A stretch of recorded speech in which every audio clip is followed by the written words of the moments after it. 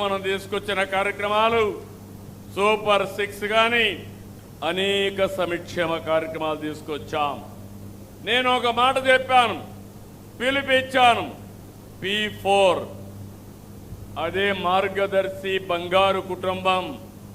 పైనుండే 10% మార్గదర్శులు, కింద నుండే 20% బంగారు కుటుంబాలు. రెండు కలవాలి. ఇదొక సామాజిక బాధ్యత. పేదరిక నిర్మూలన నా ఒక్కడి సమస్య కాదు, మనందరి బాధ్యత. అందుకని ఈరోజు మీరు చూస్తే ఇది ప్రపంచంలోనూ ఒక గొప్ప అడుగు. ఎందుకు ఈ మాట వాడుతున్నానంటే, ఆర్థిక అసమానతలు తగ్గిస్తే అందరి జీవన ప్రమాణాలు మెరుగుపడతాయి. కానీ కొంతమంది కోటీశ్వరులు మాత్రం ఉండి నిరుపేదకు తిండి లేకపోతే అది నిజమైన అభివృద్ధి కాదని కూడా చెప్తున్నా. అందుకే నా జీవితంలో ఒకటే చెప్తున్నా, ఎన్నో కార్యక్రమాలు చేశాను. భవిష్యత్తులో పేదవాళ్ళందరికీ మెరుగైన జీవన ప్రమాణాలు కలిగించే వరకు నా జీవితాన్ని అంకితం చేస్తానని మీ అందరికీ హామీ ఇస్తున్నాను. 12 లక్షల బంగారు కుటుంబాలు, 1 లక్ష మార్గదర్శులు, ఇద్దరూ కలిసి పనిచేస్తున్నారు. అది కూడా ఒకరోజు కాదు, short term, medium term, long term ప్రణాళికలు తయారు చేసుకుని ఉపాధి, విద్య, నైపుణ్య శిక్షణ, సొంతిల్లు, వ్యాపారం ఇలాంటి అనేక కార్యక్రమాలు చేయబోతున్నారు. ఆ విషయం మీరు గుర్తుపెట్టుకోవాలి. మీరు కూడా సహకరించాలి. ఇద్దరుగానే పనిచేస్తే ప్రభుత్వం ఇచ్చే సహాయానికి అదనంగా వనరులు తీసుకొచ్చి ఈ కార్యక్రమాలు చేస్తారు. ఈరోజు ఎస్సీ ఉంది, ఎస్టీలు ఉన్నారు, బీసీలు ఉన్నారు, ఇంకొక పక్క మైనారిటీ ఉన్నారు. కొన్ని కులాల్లో కూడా పేదరికం ఉంది. అందుకే ఆ కులాల వారిగా పేదరిక నిర్మూలన కోసం కార్యక్రమాలు చేస్తాం. ఇంకో పక్క నేను ఒక మాట చెప్పాను మీ అందరికీ, 1 ఫ్యామిలీ 1 ఎంటర్‌ప్రెన్యూర్. ఈరోజు నాకు ఎంత కారణం అంటే, మా ఆడబిడ్డలు, చదువుకోని ఆడబిడ్డలు డాక్రా సంఘాల్లో మెంబర్లుగా చేరి ఈరోజు వాళ్ళు పారిశ్రామికవేత్తలుగా తయారయ్యే పరిస్థితికి వచ్చారు. ఈరోజే పేపర్లో మీరు చూశారు, స్వయం ఉపాధి. ఎవరైతే డాక్రా సంఘాలున్నారో దేశానికి ఆదర్శం అవుతున్నారు. నేనే డాక్రా సంఘాలు ఏర్పాటు చేశాను, పొదుపు ఉద్యమం నేర్పించాను. ఇప్పుడు మిమ్మల్ందరినీ ఎంఎస్ఎంఈలు పెట్టి 1 ఫ్యామిలీ 1 ఎంటర్‌ప్రెన్యూర్ చేసి మీ రుణం తీర్చుకుంటా. నిన్న గవర్నమెంట్ ఆఫ్ ఇండియా అనలైజ్ చేసి దేశానికి ఎవరు ఆదర్శం అంటే మన ఆంధ్రప్రదేశ్లో ఉండే డాక్రా సంఘాలు ఆదర్శం అంటే అది నాకు తృప్తి. నేను నిజంగానే మా ఆడబిడ్డల్ని అభినందిస్తున్నా. వ్యక్తిగత ఎంటర్ప్రైజ్ రుణాల అమల్లో 99.7% లక్ష్యాన్ని సాధించారు మా ఆడబిడ్డలు. నీతి నిజాయితీకి మారు పేరు డాక్రా సంఘాలని మరొకసారి తెలియజేస్తున్నా. డబ్బులు తీసుకుంటే ముందు బ్యాంకులకు డబ్బులు కట్టిన తర్వాతనే భోంచేస్తారు. అది వాళ్ళ నీతి నిజాయితీ. అందుకే బ్యాంకర్లు కూడా ఎతుక్కుంటూ వచ్చి ఎంత డబ్బులు కావాలన్నా మా డాక్రా సంఘాలకు ఇచ్చే పరిస్థితి ఉంది. ఇది శుభ పరిణామం. నేను మిమ్మల్ని అందరినీ ఒకటే కోరుతున్నా, అందరికీ సంక్షేమ ఫలాలు అందాలి, అన్ని ప్రాంతాల అభివృద్ధి జరగాలి. ఏదో ఒక ప్రాంతమే కాదు, ఒక గ్రామమే కాదు, ఒక టౌనే కాదు. అందుకే 3 విధాలుగా ఆలోచించాను. విశాఖ, అమరావతి, తిరుపతి 3 రీజన్లుగా పెట్టుకుని ఎక్కడికక్కడ అభివృద్ధికి శ్రీకారం చుట్టాం. పొట్టి శ్రీరాములు నెల్లూరు జిల్లా రేపు ఈరోజు చూస్తే ఆంధ్రప్రదేశ్ పారిశ్రామిక అభివృద్ధిలో చాలా ముందుడు ఉన్నారు. ఇప్పుడే ప్రభాకర్ రెడ్డి గారు చెప్పారు. నేను ఒకటే ఆలోచిస్తున్నా, దేశంలోనే నెంబర్ 1 జిల్లాగా పొట్టి శ్రీరాములు జిల్లా తొందరలోనే తయారవుతుంది. ఇక్కడ సుదీర్ఘమైన తీర ప్రాంతం ఉంది. ఇప్పటికే కృష్ణపట్నం పోర్ట్ ఉంది. పైనే రామాయంపట్నం పోర్ట్ వస్తా ఉంది. కిందన దుగ్గరాజపట్నం పోర్ట్ కూడా వస్తా ఉంది. దుగ్గరాజపట్నంలో దేశానికి అవసరమైన షిప్పులు ఇక్కడనే తయారు చేయబోతున్నాం. రామాయంపట్నంలో మీరు చూస్తే అతిపెద్ద కంపెనీ బీపీసీఎల్ ఆయిల్ రిఫైనరీ 1,00,000 కోట్ల రూపాయలు పెట్టుబడి పెడుతున్నారు. ఇది దేశంలోనే అతిపెద్ద చమురు శుద్ధి కర్మాగారం. క్రిస్ ఇండస్ట్రియల్ నోట్లో 10,000 కోట్ల రూపాయలు పెట్టుబడులు పెడుతున్నారు. కడాన వెనుకబడినటువంటి ఉదయగిరిలో డిఫెన్స్ ఎమ్యునేషన్ క్లస్టర్ వస్తూ ఉంది. ఎప్పుడో పెండింగ్ ఉన్న ఇఫ్కో కిసాన్ సెజ్ వంటి పరిశ్రమలు కూడా వస్తున్నాయి. ఇక్కడ మీరు చూస్తే నాకు చాలా ఆనందం. గూడూరు, చిల్లకూరు, కోట, ముత్తుకూరులో 27 భారీ పరిశ్రమలు వచ్చాయి. ఇప్పుడే కలెక్టర్ గారు చెప్పారు, దేశంలోనే మెగా ఫర్నిచర్ పార్కు మీ గూడూరులో వస్తా ఉంది. 1000 ఎకరాలు పక్కనే, దీని పక్కనే వస్తా ఉంది. 1000 ఎకరాల్లో 10,000 మందికి ఉపాధి కల్పించబోతున్నారు. 3,500 కోట్లు కేంద్రం రాష్ట్రం కలిసి ఖర్చు పెట్టబోతున్నారు. ఒకసారి శ్రీ సిటీ చూడండి, దేశంలోనే ఒక ఆదర్శం.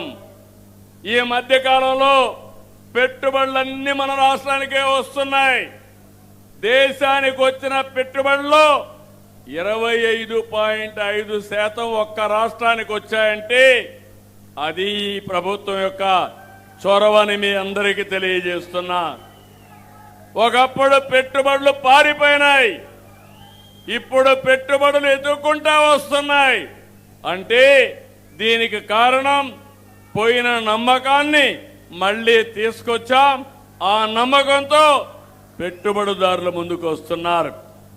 ఇంకో పక్క national highways, state highways, railway corridor, రేపు రాబోయే రోజుల్లో నెల్లూరు మొత్తం చెన్నై నుంచి ఇచ్చాపురం వరకు 4 లేన్ రైల్వే ట్రాక్ వస్తుంది.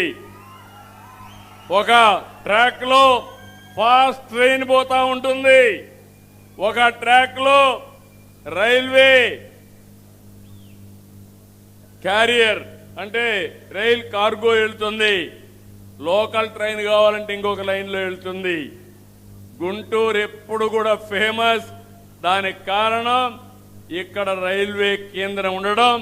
భవిష్యత్తులో మీరు రాబోయే రోజుల్లో అన్ని పోర్టులకు అనుసంధానం చేస్తాం. దుగ్గరాజపట్నం ఎయిర్పోర్ట్ వస్తుంది, ఇంకో పక్క పోర్టులు వచ్చాయి. ఇవన్నీ వస్తే ప్రపంచాన్ని అనుసంధానం చేస్తూ ఆంధ్రప్రదేశ్ రాష్ట్రాన్ని నెంబర్ 1 స్టేట్ గా తయారు చేయడానికి ముందుకు పోతాం. ఇదే కాదు, నేను ఎప్పుడు కూడా సాగునీటికి కూడా ప్రాధాన్యత ఇస్తున్నాను. ఫార్మర్ అనేది ఫస్ట్, రైతు అనేది ముఖ్యం. రైతే ఆధారంగా నేను ఆలోచిస్తున్నాను. అందుకే 36 ప్రాజెక్టులు రాబోయే 3 ఏళ్లలో ఒక క్యాలెండర్ ఇచ్చాం. ఇప్పటికే 24,000 కోట్లు ఖర్చు పెట్టాం, మిగిలింది కూడా ఖర్చు పెడతాం. ఈ జిల్లాకు ముఖ్యమైన ప్రాజెక్టు వెలుగొండ.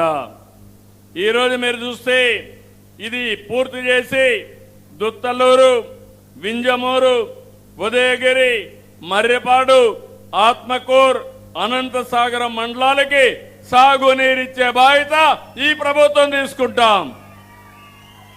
మొన్నే వెళ్ళాను. ఇంత మునుపు ప్రభుత్వం మీరు చూస్తే 4,000 కోట్ల రూపాయలు పనులుంటే సొరంగం కూడా పూర్తి కాకపోతే ప్రారంభం చేశాడు పెద్ద మనిషి డ్రామాల రాయుడు. ఇదే పని నాటకాలే. ఈరోజు మీరు చూస్తే నేను వెళ్ళి 900 కోట్ల రూపాయలు పునరావాసానికి డబ్బులు ఇస్తున్నా. మొన్నే 300 రిలీజ్ చేశాను.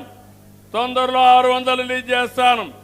మొత్తం కలిసి 2,500 కోట్ల రూపాయలు ఖర్చు పెట్టి ఫేజ్ 1 పూర్తి చేసి ఫేజ్ 2 కూడా పూర్తి చేసి వెలుగొండ పూర్తి చేసే బాధ్యత ఈ ప్రభుత్వానిది. ఇంకొక పక్క పెన్నా సర్వేపల్లి రిజర్వాయర్ని కూడా ఈ ఏడాది డిసెంబర్ కంతా పూర్తి చేస్తాం. మీరు ఒక విషయం గుర్తుపెట్టుకోవాలి, మీలో కూడా ఒక చైతన్యం ఉండాలి. సంక్షేమం, అభివృద్ధి, సాధికారత ఇది ఒక సైకిల్ కింద వెళ్తుంది. అభివృద్ధి జరిగితే ప్రభుత్వాలకు ఆదాయం వస్తుంది. ఆదాయం వస్తే సంక్షేమానికి డబ్బులు వస్తాయి. అప్పులు చేస్తే తర్వాత అప్పులు ఇచ్చేవాళ్ళు కూడా ఉండరు. ఈ విషయం కూడా మనం గుర్తుపెట్టుకోవాల్సిన అవసరం ఉంది. మనం ఎంత చిత్తశుద్ధితో పనిచేసినా ఓసారి కొన్ని సమస్యలు కూడా వస్తాయి. ప్రకృతి వైపరీత్యాలు, ప్రపంచ యుద్ధాలు కూడా మన జీవితాలని ప్రభావితం చేస్తాయి. ఈరోజు మీరు ఒకసారి చూస్తే ఎల్నినో ఫ్యాక్టర్ వచ్చింది. యూరోప్ అంటే మీకు ఒకటి గుర్తుంటుంది, ఇది మన ఊర్లో వచ్చిన సమస్య కాదు, ప్రపంచాన్ని ఎదుర్కొన్న సమస్య. ఎప్పుడు కూడా యూరోప్లో మంచు ఉంటుంది, అదే మరి ఎండ తక్కువ ఉంటుంది. సమ్మర్లో కూడా 30 డిగ్రీల కంటే తక్కువ ఉంటుంది. అలాంటి దేశంలో 45-50 డిగ్రీలకు వెళ్ళిపోయింది. కార్లు రోడ్డు మీదకి పోతే టైర్లు పగిలిపోయే పరిస్థితికి వచ్చాయి. ట్రైన్లు కూడా నడవలేని పరిస్థితికి వచ్చాయి. నేను మొన్న విజయవాడలో ఎక్కువ ఎండ ఉంటే నేను నీళ్లు చల్లించాను, మీరు చూసుంటారు. అది ఇప్పుడు యూరోప్లో చేసే పరిస్థితికి వచ్చారు. వాళ్ళు కూడా రోడ్డు అంతా నీళ్లు కొట్టించి రోడ్లు చల్లబరిచే పరిస్థితికి వచ్చారు. అంటే నేను ఎందుకు చెప్తున్నానంటే ఈరోజు మీరు గుర్తుపెట్టుకోవాల్సింది, పోయిన సంవత్సరం వర్షాలు పడ్డాయి. గోదావరి, కృష్ణ నదులన్నీ పొంగి ప్రవహించాయి. నేను కూడా అన్ని రిజర్వాయర్లు నీళ్లు పెట్టి 65% నీళ్ని నిల్వ చేశాను. కానీ ఈ సంవత్సరం జూన్ అయిపోయింది, జూలైకి వచ్చాం, గోదావరిలో నీళ్లు రావడం లేదు, కృష్ణాలో నీళ్లు రావడం లేదు, ఆల్మట్టికి నీళ్లు రాలేదు. దీనికి కారణం పైన వర్షాలు పడలేదు. ఈ విషయం మీరు గుర్తుపెట్టుకోవాలి. మన చేతుల్లో వాతావరణం ఉంది. అందుకే ఈ సంవత్సరం మళ్ళీ నేను ఆలోచించి ఏదైతే రైతులందరినీ కూడా సిద్ధపరిచి జలధార కార్యక్రమానికి శ్రీకారం చుట్టాను. ఎక్కడ పడిన నీళ్లు అక్కడే భూగర్భ జలాలుగా మార్చాలి, భూమిని జలాశయంగా చేయాలి. ఇంకో పక్క కృష్ణ గోదావరి అనుసంధానం జరిగింది.